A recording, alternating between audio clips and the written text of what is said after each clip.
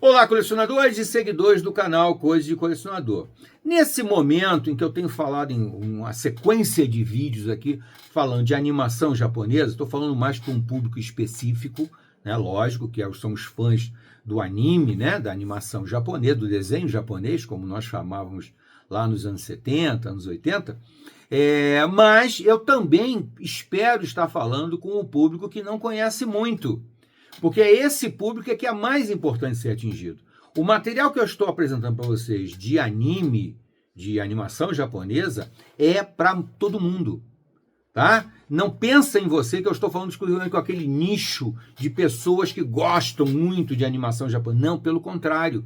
Eu quero falar com quem nunca viu. Quem não gosta, não adianta eu falar. Lógico, você não gosta, acabou. Agora, se você nunca viu, se você nunca deu uma oportunidade, eu sempre digo, nós temos que trazer a nossa bagagem cultural e apresentar para o pessoal mais novo.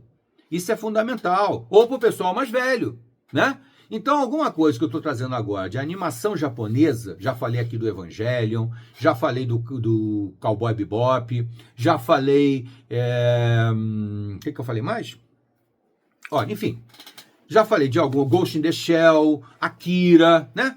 Que são materiais que às vezes passaram despercebidos por você, porque é desenho japonês, né? Desenho japonês é para criança, é infantil. Cuidado, nem todos são, a maioria é infantil e eu diria até que muito ruim mesmo. Vou dizer que 99% é muito ruim e dirigido para criança, claro que é. Mas existe um material, um pequeníssimo nicho de animação japonesa que foram feitas para adultos. E quanto mais velho, mais vai curtir, mais vai entender a sublinguagem que tem na série, né? A metalinguagem, o que está por dentro da série. Tá? Eu costumo dizer que isso já aconteceu comigo, de uma pessoa bem mais nova que eu me apresentar uma animação japonesa e eu começar a assistir com ela e começar a passar para ela algumas informações que ela não estava percebendo na série. Por quê? Porque eu tenho uma bagagem cultural maior do que um garoto de 20 anos. Né? Isso aí não tem segredo, não é vantagem nenhuma. Apenas eu tenho um conhecimento maior. Então eu passei algumas informações sobre o que estava acontecendo na tela, que ele já estava curtindo muito, e aí ele começou a entender algumas coisas, algumas referências, algumas inferências que a série tinha, que o filme tinha, tal, etc., que ele não, que estava escapando dele, porque faltava ele aquela bagagem cultural que ele provavelmente adquiriria com o tempo, né? Quando ele chegasse na minha idade, ele já teria esse conhecimento. Ou não, né? Aí eu não sei, né? Muito bem, e agora eu quero falar aqui de uma série, de uma animação japonesa que é talvez a mais antológica de todos, no sentido do tempo, o tempo que essa franquia, uma franquia, né? Uma franquia discreta, sutil, mas é uma franquia de animação japonesa que atravessou décadas, que nasceu em 1966 e continua gerando novos frutos, pelo menos até 2016, que eu acho que foi a última vez que lançaram um material novo sobre essa franquia, tá? Eu tô falando para vocês de Cyborg 009. Olha o visual dele aqui. Isso aqui é um espetáculo, gente. Mas antes de tudo, eu tenho que pedir aquele favor imenso para vocês. Se inscrevam no canal, por favor, se inscrevam. Se você chegar até o final do vídeo, você gostar ou não gostar, você bota o gostei ou não gostei. Faz parte da brincadeira. E vem para o nosso clube de membros. O clube de membros é fundamental. E agora já aí, puxa a reguinha um pouquinho para o lado, a reguinha embaixo do vídeo um pouquinho para o lado, e bota o hype. O hype é fundamental para o nosso canal ter fôlego para continuar, tá? Se você puder botar um hype com alguma ajuda financeira, nós agradecemos muito, a família penhorada agradece. Agora, se você não puder, pelo menos coloque um hype gratuito, que já vai ser muito útil para a gente. Bom, Cyborg 009. 009, gente, é uma das animações japonesas mais longevas de todos os tempos. E eu não consigo lembrar de outra série tão antiga que continue gerando novos produtos. Vocês querem ver? Olha só, isso aqui é o mangá. O mangá original, quer dizer, original não, essa edição aqui é de 2000 e pouco, tá? Mas o conteúdo é o mangá original dos anos 60, do Cyborg 009. Olha bem o tipo da arte, né? O estilo da arte. Olha bem. É o mesmo personagem aqui em 2012. O mesmo personagem aqui em 2012. Então, sinceramente, na minha opinião, é a franquia mais longa, com uma vida útil maior, de todas as animações japonesas, de todas, sejam live action, sejam animação de desenho e tal, é a mais longa, tá? Porque você não vai... Tudo bem, o Ultraman, né, a franquia Ultraman é quase tão longa, ou tão longa, né? Ele continua vivendo e tal, mas você sabe muito bem que o Ultraman, ele não é o mesmo personagem que vem até hoje, ele tem uma família de Ultraman, né? Aliás, depois eu vou gravar um vídeo falando um pouco sobre Ultraman, Ultra Seven, e Ultraman Mebius e aquela coisa toda aqui. Então, a franquia Ultraman, que a gente chama assim de Ultraman, na verdade ela tem diversos personagens que ao longo dos tempos vão sendo mudados. Eles mantêm alguns padrões, mas eles são sempre personagens diferentes, né? Apesar que o nome Ultraman frequentemente volta e já voltou até recentemente também. É uma série é uma franquia que eu respeito, que eu acho bem poderosa mesmo. Mas o Cyborg 009 também é. Porque o Cyborg 009 nasce num mangá lá dos anos 60, um mangazinho aqui. Essa edição aqui é americana, tá, gente? Infelizmente, no Brasil, ninguém conseguiu os direitos autorais para publicar essa série aqui, que é uma série muito dramática. Aí eu já vou para a primeira abordagem sobre a franquia. É o drama. Tá? É uma série que, logicamente, tem aventura, tem ação pra caramba, tem um pouco de ficção científica, tem tudo isso que a gente gosta, mas ele, acima de tudo, na base dele, é um drama. E, basicamente, um drama do pós-guerra.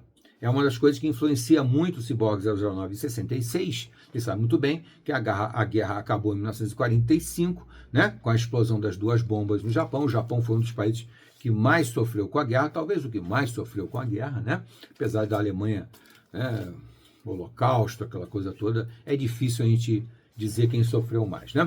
Mas certamente o Japão sofreu muito e tem um trauma muito forte que você via claramente, nitidamente, naquelas séries dos anos 60, quando a televisão surgiu, basicamente, né, e começou a trazer esse material maravilhoso que os japoneses sempre andaram muito na frente, sempre foram protagonistas da produção cultural para televisão, de uma forma geral, né? Os americanos e os japoneses, eu acho que foram os grandes concorrentes iniciais quando a televisão surgiu, né? Os japoneses logo começaram com produções próprias, produções independentes espetaculares. Outra coisa que eu tenho que chamar a atenção do Cyborg 009 é a questão da inclusão social. Eu adoro essas coisas, gente, eu adoro. Porque há uma galerinha aí que está na faixa dos 20 anos, acha que inclusão social é uma coisa deles.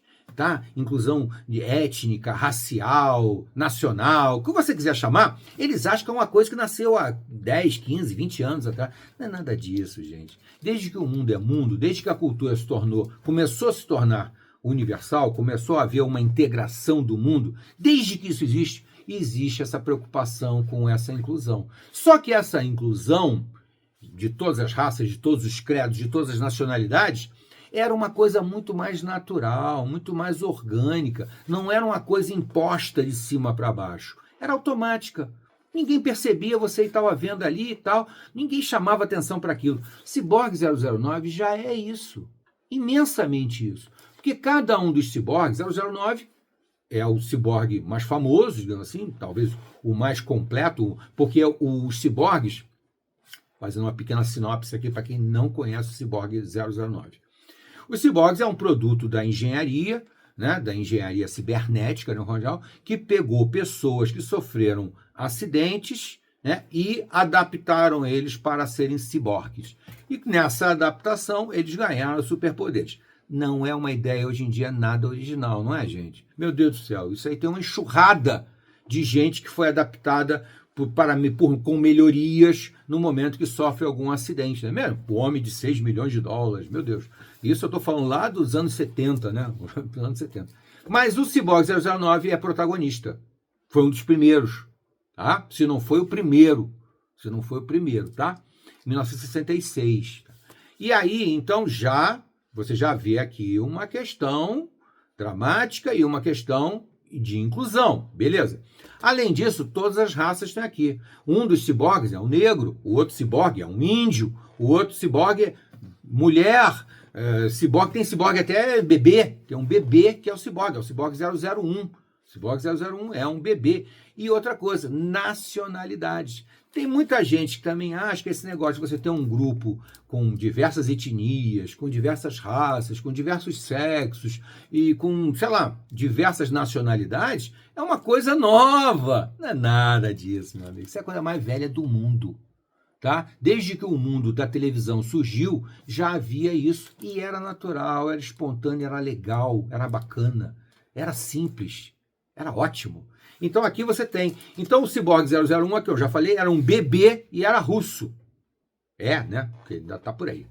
O número 2 é um americano, que não tem cara de americano de jeito nenhum, o Ciborgue 02, que aliás pessoalmente era o meu favorito quando eu era garoto, tá? Era o que voava, né? O que voa, que tem jatos nos pés e tal. É o Ciborgue 002. E aí depois você tem a 003, que é uma mulher, uma francesa, uma bailarina, que tem uma capacidade, uma sensibilidade, olha que coisa bacana, né? Uma mulher com uma sensibilidade exagerada. Toda mulher tem mais sensibilidade que os homens, né, gente? As mulheres são muito mais sensíveis, têm muito mais delicadeza, essa coisa toda. E aqui ele bota ela como uma pessoa acima disso. Então ela tem uma visão muito superior, ela tem uma audição muito superior e ela tem um radar que ela percebe as coisas acontecendo à distância. Maravilhosa. O número 4 é um alemão, cabelo engraçado e tal, e ele é uma arma ambulante, né?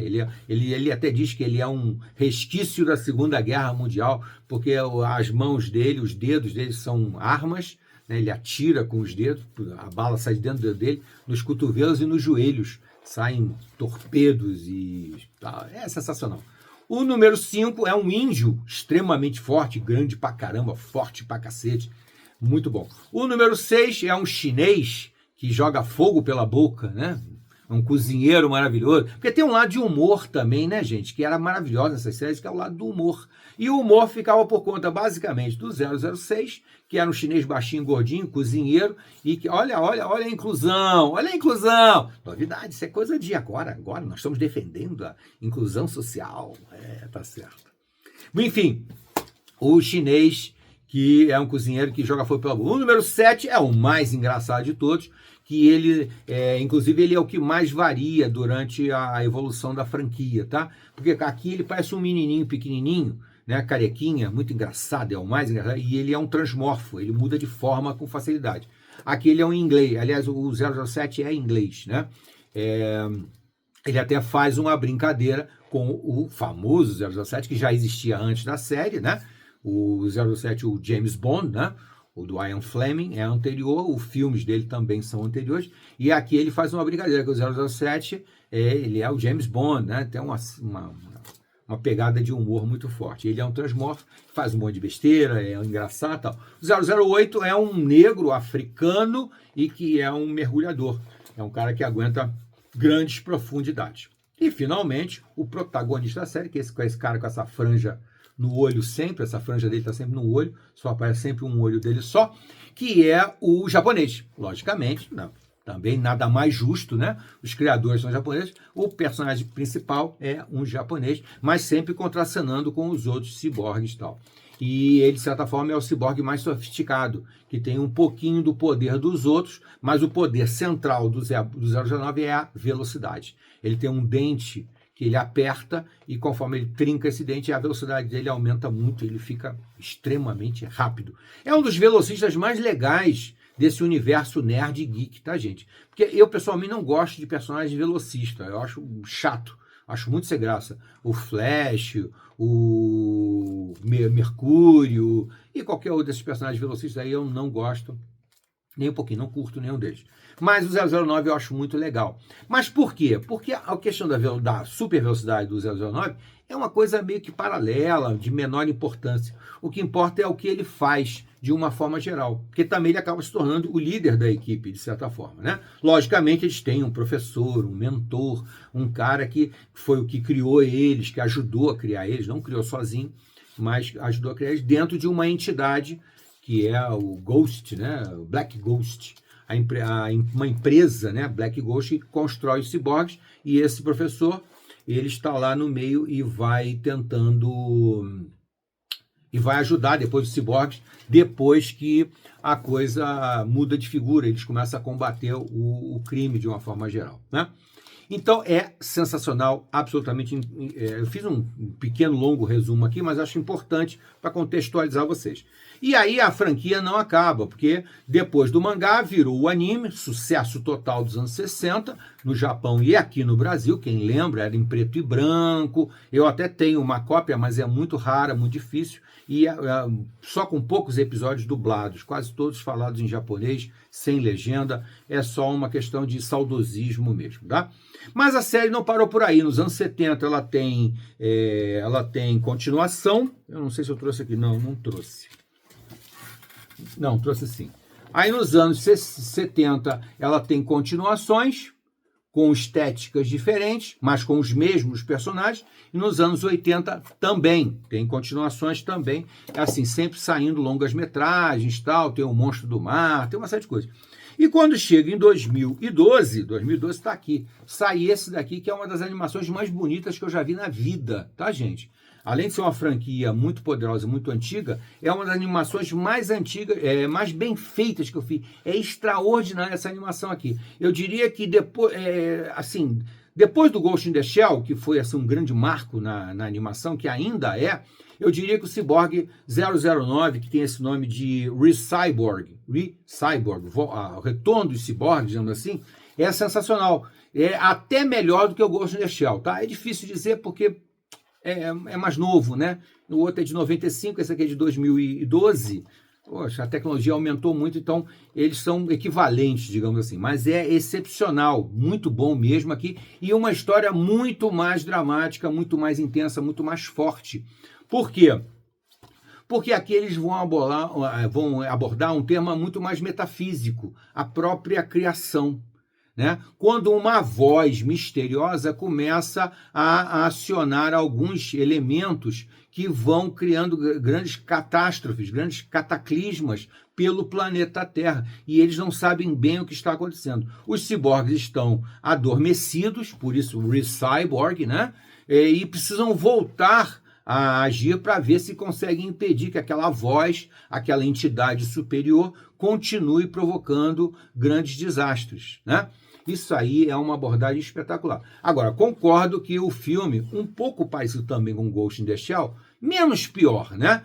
Tem uma abordagem tão metafísica, tão complexa, tão filosófica, que às vezes é difícil de você entender o filme. Mas o filme é um palco de belezas. É extremamente bem feito, com cenas muito fortes, muito empolgantes, muito bem feitas. Uma trilha sonora espetacular, uma trilha sonora orquestrada, né, muito bem arranjada, que faz um pano de fundo maravilhoso, e toda a edição de som do filme também é inesquecível, cenas muito bem feitas, enquadramentos, fotografia, é tudo espetacular nessa nova versão aqui. Na minha opinião, a melhor versão de todos os tempos do Cyborg 009, tá? Isso aqui também não é difícil de você encontrar em streaming. Você vai encontrar com certo... Você procura por Re-Cyborg. Cyborg com Y. Cyborg você vai encontrar aqui. Se você tem IPTV, é sempre mais fácil, né? E também... E depois dessa série de 2012, tem em 2016 uma série que também é boa, também vale muito a pena. É uma animação mais feita por computador, nitidamente feita por computador, mas muito bem feita, do Cyborg 009 para o Netflix. É assim, então é facílima de você ver, é muito fácil. São alguns episódios que, mais uma vez, abordam aqueles mesmos ciborgues, com praticamente os mesmos dramas, as mesmas características, a mesma personalidade. É também muito bom mesmo o Cyborg 009 do Netflix, tá? Esse daí é moleza você ver. Não importa por onde você vai entrar no universo da franquia Cyborg 009. Você vai adorar. Eu não tenho a menor dúvida. Agora, se você é um pouco mais velho, se você é um pouco mais exigente, você começar por cima, então você vai procurar esse longa-metragem aqui, tá? o Re-Cyborg. Com certeza daqui você vai se apaixonar pelos personagens e aí você vai querer conhecer o restante. Tá? Se você é um pouco mais novo, é um pouco mais moderno, tal, aí você pode começar pela série do Netflix, que também é boa, também vale a pena, também é interessante, mas não é tão dramática. Essa aqui é mais dramática, tá? E aí você, meu amigo, aí tem um universo para você explorar aí, logicamente lembrando que nos períodos dos anos 80, dos anos 70, as narrativas são muito mais simples, muito mais... eu não vou chamar de infanto-juvenil, mas é quase isso, porque você pode fazer uma leitura infanto-juvenil, uma sériezinha simples, bobinha, ou você pode embarcar num drama muito mais intenso, muito mais forte, se você perceber que na série está se abordando assuntos muito sérios, muito dramáticos e muito intensos, como, por exemplo, as consequências da Segunda Guerra Mundial na série original de 66.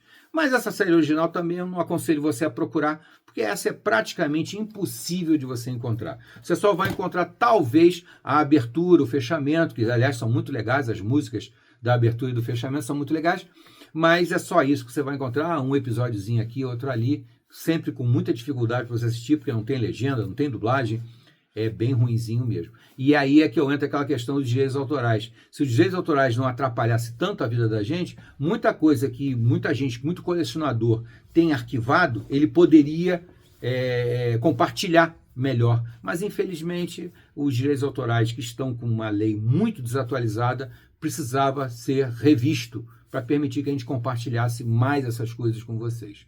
Tá bom, gente? Fica aqui mais essa dica do canal Coisas de Colecionador, Cyborg 009, principalmente esse longa-metragem Re-Cyborg de 2012, mas também a série do Netflix. Se você chegou até aqui, você vai botar o gostei ou não gostei, faz parte da brincadeira, vai se inscrever no canal, vai deixar o hype pra gente e vai se inscrever no nosso clube de membros VIP. Muita coisa que o colecionador, se desfizer, ele vai sortear dentro do clube de membros VIP. Até a próxima.